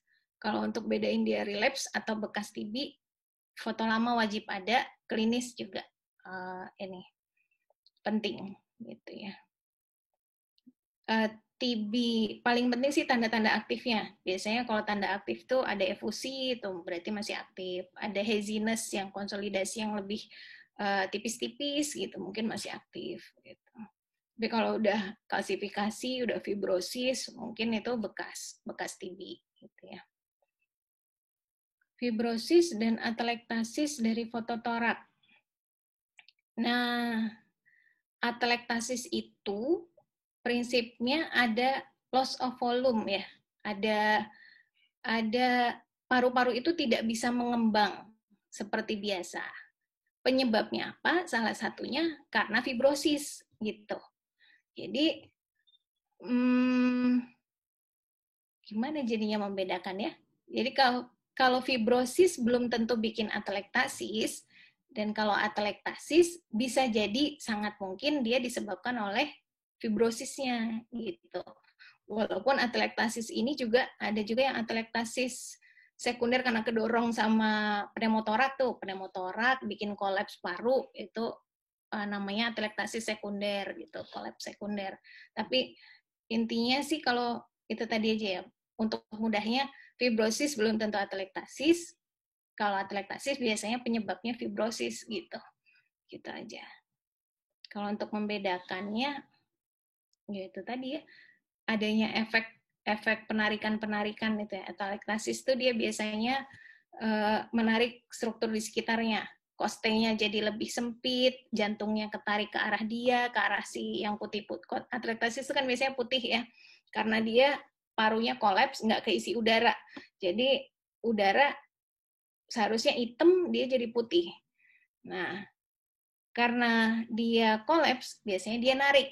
Entah narik hilus, narik jantung, narik diafragma, atau narik koste bisa di sebelahnya gitu ya. Jadi kalau atelektasis ada putih-putih tapi organ-organ di sekitarnya itu ketarik ke arah dia, berarti kemungkinan dia atelektasis gitu. Dari Agi Azari Sandini, infiltrat paru bisa tidak hanya terjadi pada salah satu lobus, sangat bisa. Itu namanya pneumonia lobaris, gitu ya. Bisa juga TB juga hanya satu lobus, biasanya bisa juga karena dia paling seringnya di lobus superior atau hanya di lobus inferior yang bagian apikalnya, bagian superiornya. Itu bisa cuma di satu lokasi gitu. Sangat bisa, atau penuh itu tadi ya pneumonia lobaris itu di satu lobus penuh sama opasitas, itu namanya pneumonia lobaris bisa gitu mungkin ya. Sudah, kayaknya ada yang kelewat nggak pertanyaannya? Kalau sudah tidak ada, mungkin kita bisa coba. Oh iya, boleh. Foto abdomen sama radiologi emergency. Insya Allah. Nah, ini juga penting. Yang penting sekarang torak kan wajib tahu ya. Nah, kalau torak tahu dulu itu bagian yang normal atau enggak. Soalnya beberapa kali ya ada kasus di CPC di waktu saya jadi residen, pasien udah foto dari atas sampai bawah, kepala sampai kaki udah difoto semua, nggak tahu itu kelainannya apa. Ternyata udah sampai jalan-jalan rumah sakit gitu. Ternyata sebenarnya dari waktu dia foto torak, itu dia udah kelihatan di tulangnya itu ada lesi-lesi litik di bagian humerus, koste gitu. Waktu dari pertama sebenarnya harusnya kalau langsung skeletal survei kelihatan tuh kelainannya apa. Tapi karena mungkin waktu itu yang dicatat di status cuma jantung paru dalam batas normal, akhirnya informasi tentang tulangnya itu nggak sampai gitu. Akhirnya pasien terlanjur menempuh jalan banyak. Atau tadi kasus spondilitis TB gitu ya, miss gara-gara nggak kebaca. Fraktur klavikula juga suka kelewat gitu ya. Kalau di paru-paru kan kalau putih kita langsung, oh ini cocok nih pneumonia gitu. Ya langsung puas biasanya kalau udah lihat kelainan. Nah ini mudah-mudahan habis lihat ini, kalau udah dapet kelainannya, jangan lupa tetap lakukan itu yang tadi, dievaluasi garis-garis dan siluetnya itu. Kalau ada yang nggak pada tempatnya, kalau cara saya sih, saya juga nggak hafal semua patologinya. Tapi cara saya, kelainannya apa, misalkan pelebaran paraspinal line.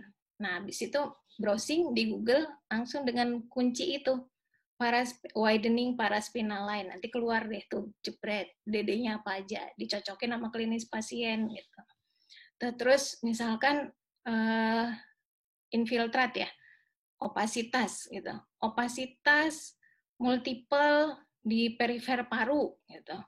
Ya itu langsung kalau nggak tahu DD-nya apa, masukin itu dengan kata kunci yang itu, masuk ke Google, browsing, rujukan yang paling sering saya radiopedia atau radiologi asisten. Kalau buku banyak sih sebenarnya, cuma kalau untuk tips cepatnya tuh ya radiologi asisten. Nih, saya tulis ya, radiologi di chat ya, asisten atau radiopedia. Nah, ini boleh untuk jurus cepat sih cukup lah ya. Kalau mau baca buku ajar radiologi juga boleh. Nanti kalau jadi residen aja. Sementara kalau butuh cepat buka aja ke sini. Satu lagi learning radiologi, banyak kok gitu. Gitu. Mungkin sudah semua ya. Kalau sudah nggak ada, kita coba ini ya, cek penangkapan dengan main quiz. Gimana? Moderator, udah boleh belum? Boleh dokter, boleh. Boleh ya? Boleh disiapkan, dibuka pakai Kahoot ya. Ini Kahoot ini bukan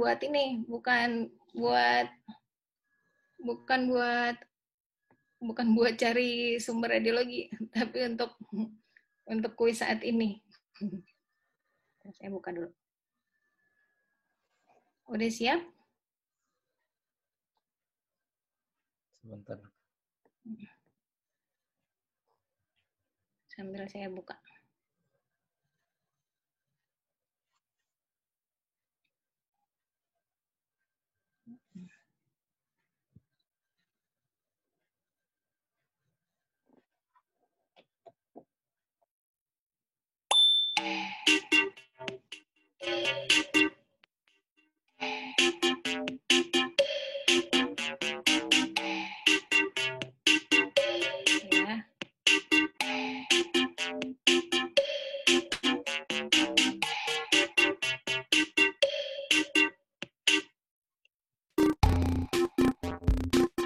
Nih,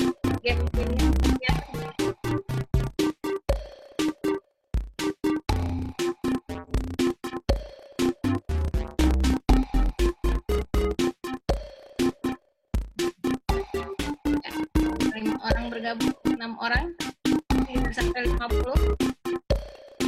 Kata Pak itu mau ada ininya ya? Mau ada hadiahnya. Kalau nggak dapat hadiah dari panitia, nanti hadiah dari saya.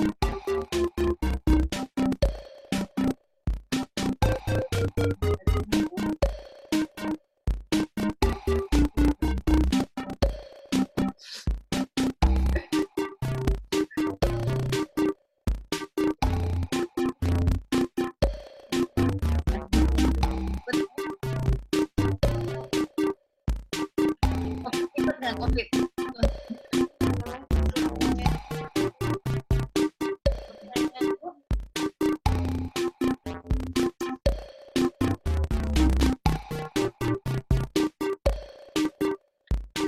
Bisa 50 katanya.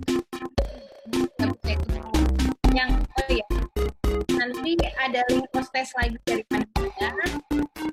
Biar saya feedback ke saya kira-kira yang webnya ada yang bisa masuk.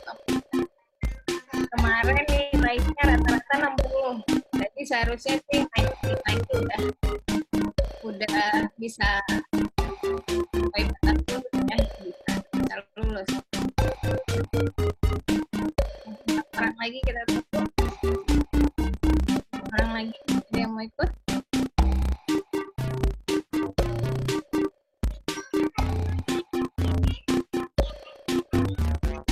Tidak bertambah lagi.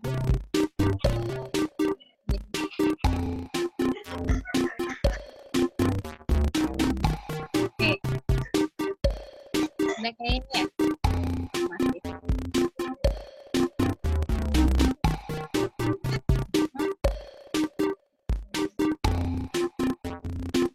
Kita mulai ya. Kalau yang kita menyusul di tengah. Kita mulai dari sekarang. Bismillahirrahmanirrahim.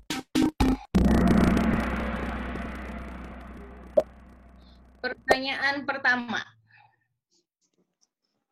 Modalitas pencitraan dengan radiasi pengion. Pengion ya.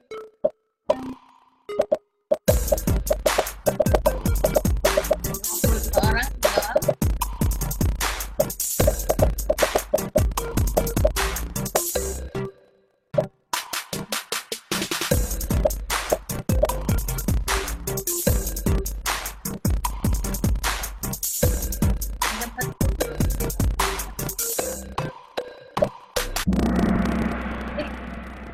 Dapat 37 menjawab benar, alhamdulillah ya. X-ray konvensional dan CT scan. Yang lainnya ini MRI, USG bukan ya, bukan radiasi pengion. Iya, yang peringkat pertama Bapak turunkan terawan. Tidak berarti saya menyetujui ya. Saya hanya menyebutkan namanya, turunkan terawan. Kita lanjut ke soal kedua. Pernyataan yang tepat untuk X-ray konvensional. Tulang dan cairan radiolusen, lemak radio opak, cairan radiolusen, kira-kira yang tulang dan cairan radio opak.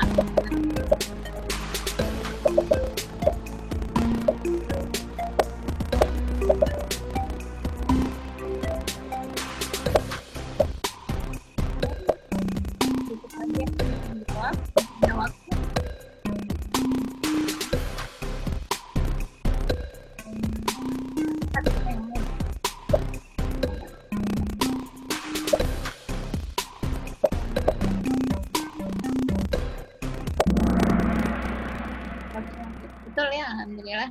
30 orang menjawab betul. Tulang dan cairan radio opak. Ya, yang ini yang salah, jelas salah ya. Tulang dan cairan bukan radiolusen. Ini lemak radio opak. Salah, lemak itu radiolusen kalau di X-ray. Lemak radiolusen dan cairan radiolusen ini salah. Cairan radio opak, putih cairan itu. Ya, efusi pleura putih. Lanjut. Siapa yang peringkat pertama? Masih menduduki posisi pertama. Kita lanjutkan. Proyeksi khusus yang dapat digunakan untuk melihat benda asing radiolusen tersembunyi. Tadi awal-awal presentasi.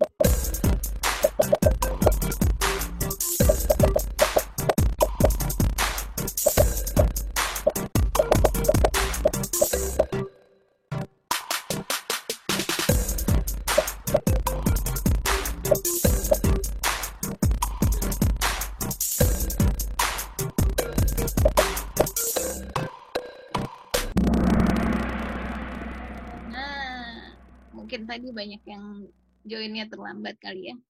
Proyeksi ekspirasi ya, radiolusen tersembunyi. Proyeksi yang paling baik berikutnya apa sih? Oh, lateral decubitus. Lateral decubitus tadi bisa untuk melihat benda asing, tapi biasanya dilihat buat melihat efusi pleura yang sedikit gitu.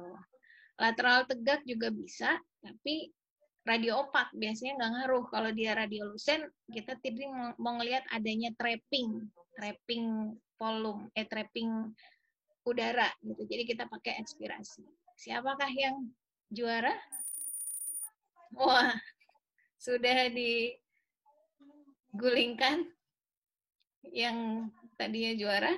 Mari kita lanjutkan. Efek stokastik radiasi.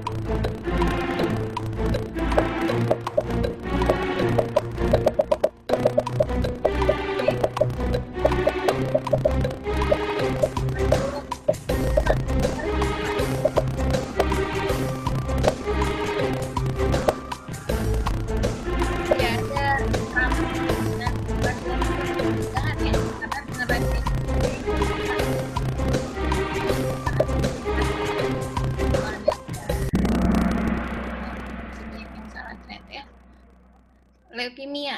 Kalau infertilitas, rambut rontok sama katarak itu efek deterministik. Jadi dia butuh ambang batas tertentu.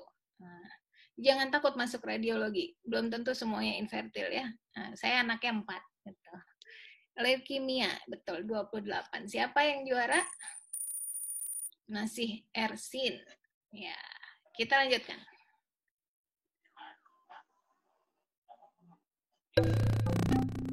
Periksa kelainannya di mana? Di paru, jantung, mediastinum. Ingat-ingat tadi lain-lain yang nggak normal di sini lainnya di mana?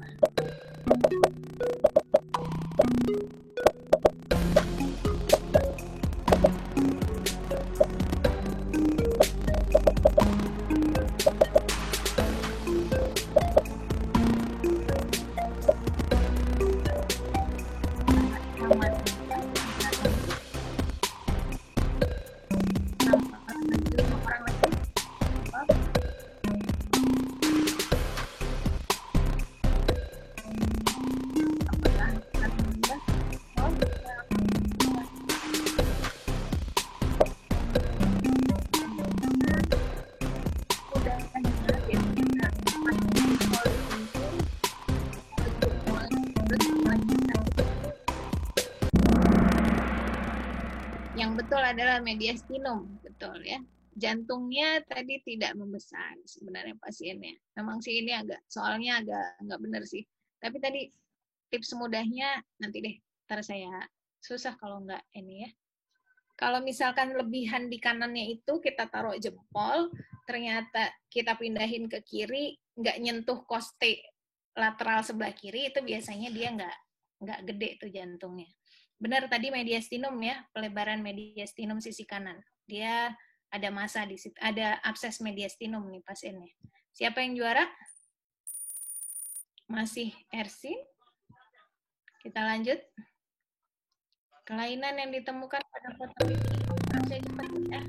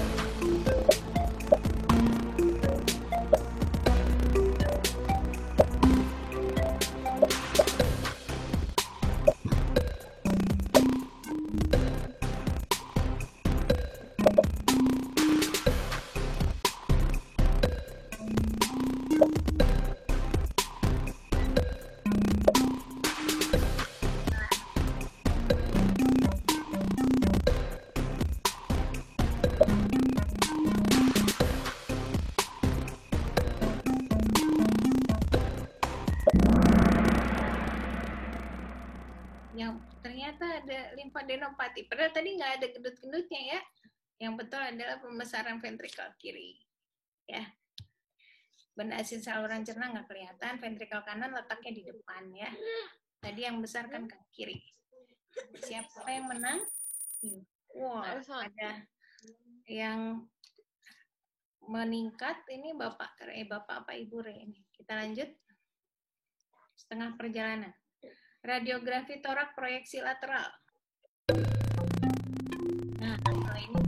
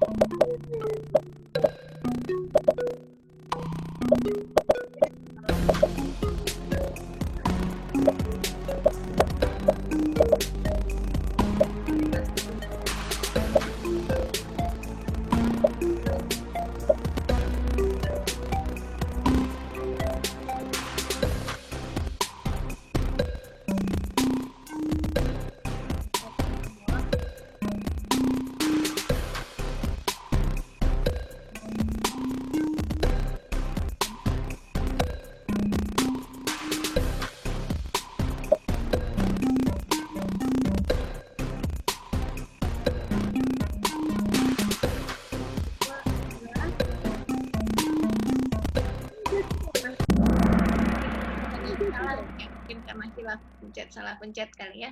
Limfadenopati hilus. Siapa yang Masih bertengger di urutan pertama.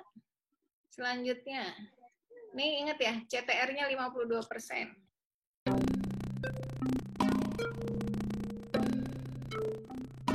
Ada pelebaran media sistem superior. Inspirasinya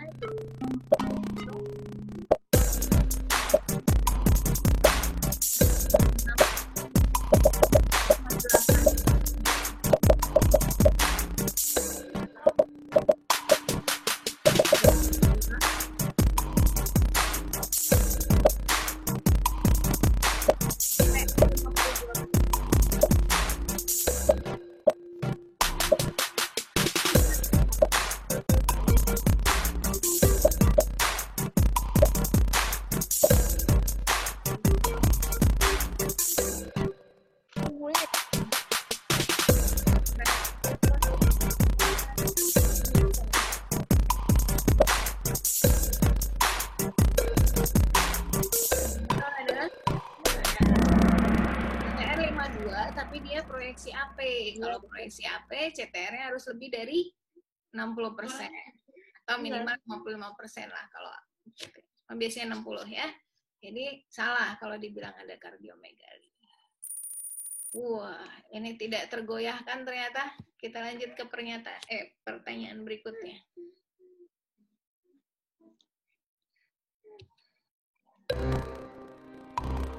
Nah, yang paling mungkin jantungnya salah.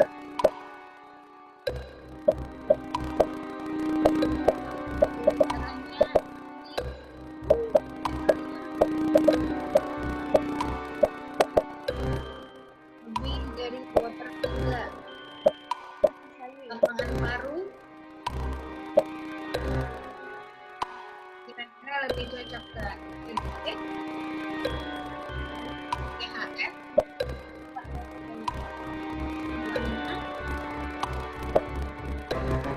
sama media.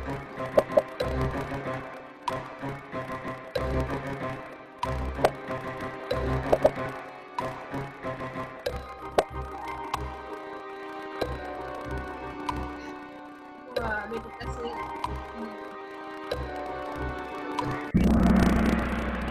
banyaknya 32, bukan TBC ya. Yang tadi ada peningkatan corakan vaskular paru dengan kardiomegali. Siapa yang juara? Wah, kita sepertinya sudah bisa melihat.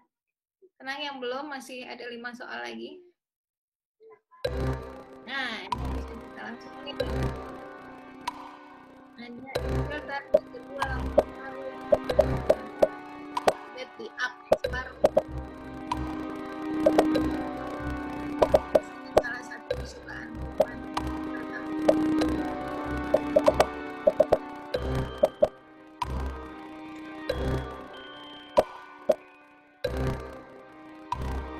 Anak-anak.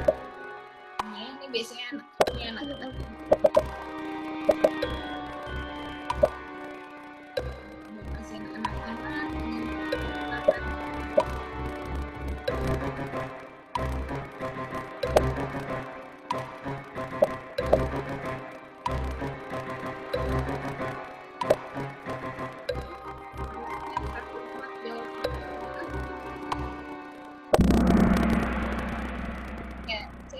Metastasis ya.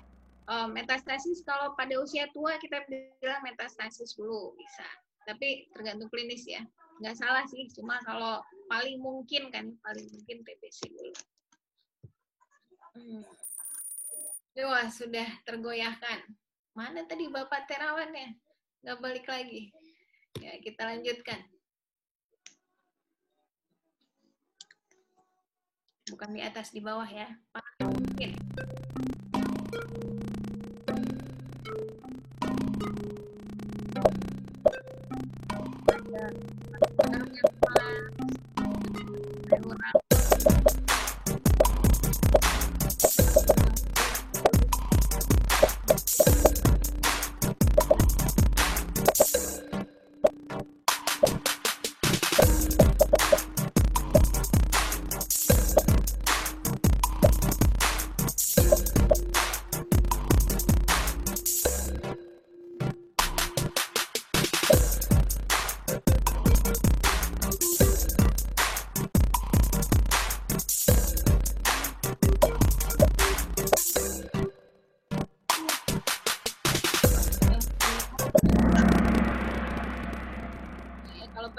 Pneumoperitonium itu berarti udara di peritonium, di perut. Pneumoperikardium berarti udara di sebelah kardium, perikard.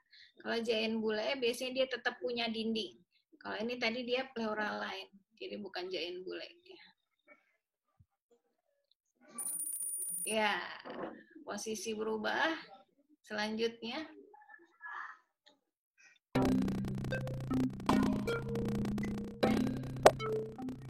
Paling mungkin ada pneumotoraks atau pneumoperitonium.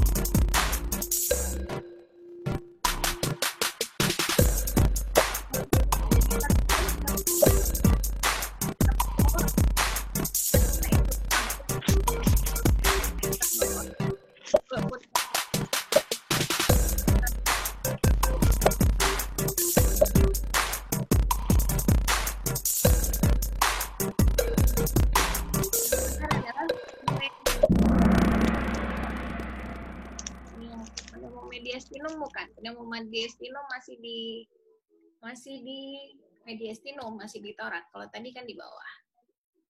Di subdiafragma kanan. Yang juara masih Audrey ya. Kita selanjutnya tinggal 2 pertanyaan lagi. 3 ya.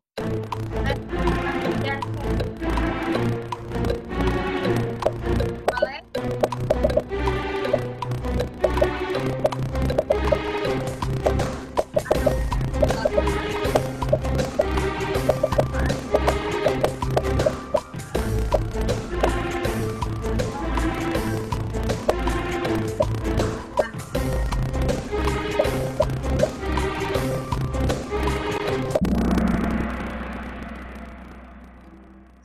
Pencet mungkin ya.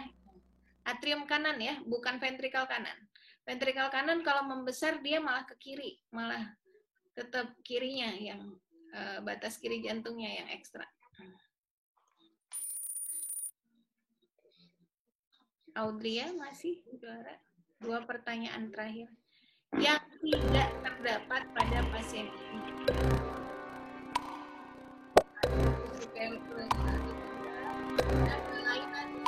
Tidak terdapat pada pasien.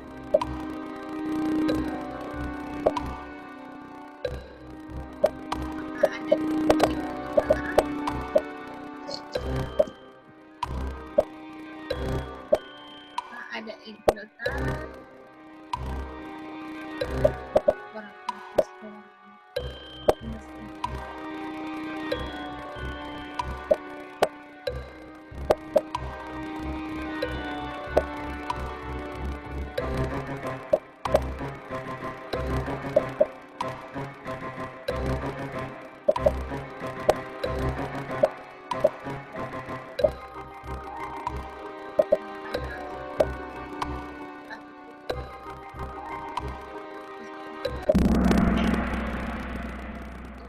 Ada ya, tadi di basal paru kanan, terus fraktur koste itu ada yang di pinggir-pinggir yang putih-putih tadi di kostenya.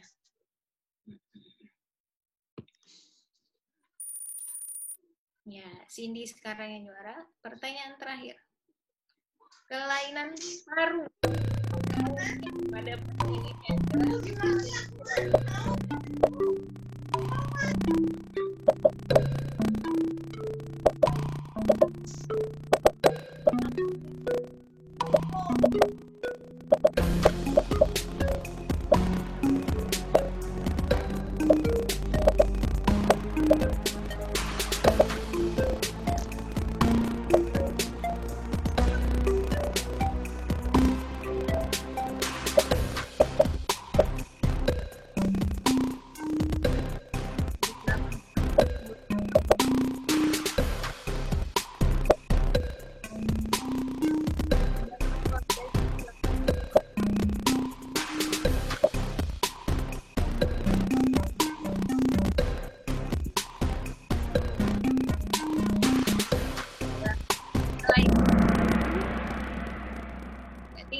ada pneumoperitoneum. Pneumoperitoneum untuk kelainannya ada di peritoneum, di abdomen ya. Jadi jawabannya pneumoperitoneum. Ini semua mungkin gambaran kayak tadi itu yang ditanya ya, di satu lobus pneumonia lobaris itu tadi juga masa bisa TBC itu karena masih di daerah apa namanya, paru kanan atas, paru kanan tengah gitu. Ya, kita akan punya juaranya.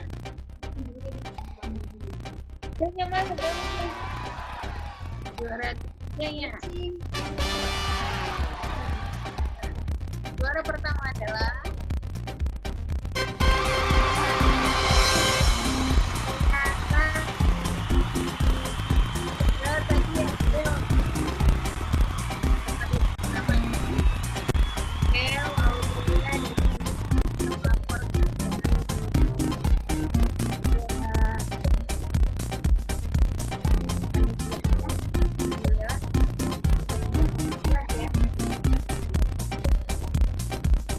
kembalikan ke panitia.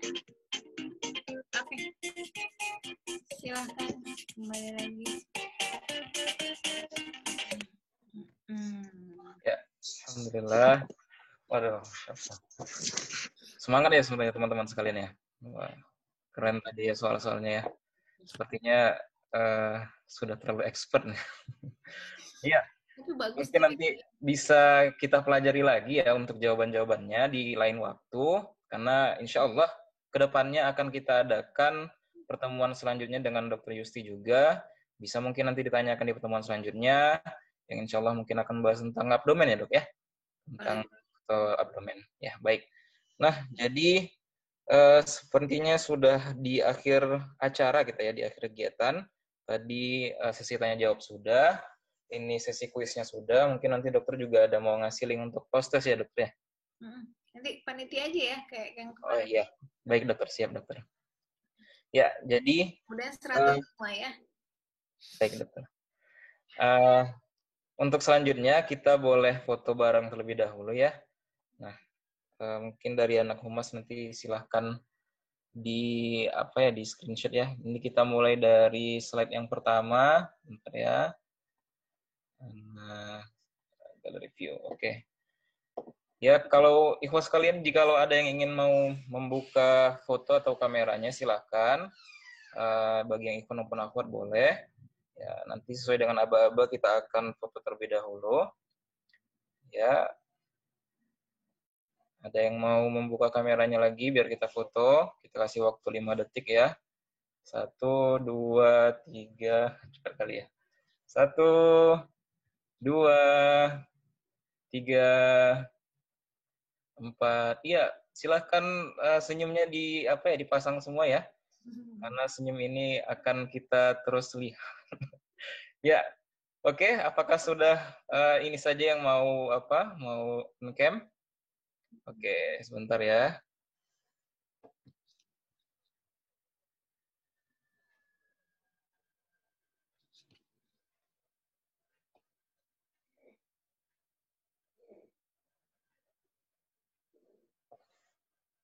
Oke, kita mulai ya dari slide yang pertama.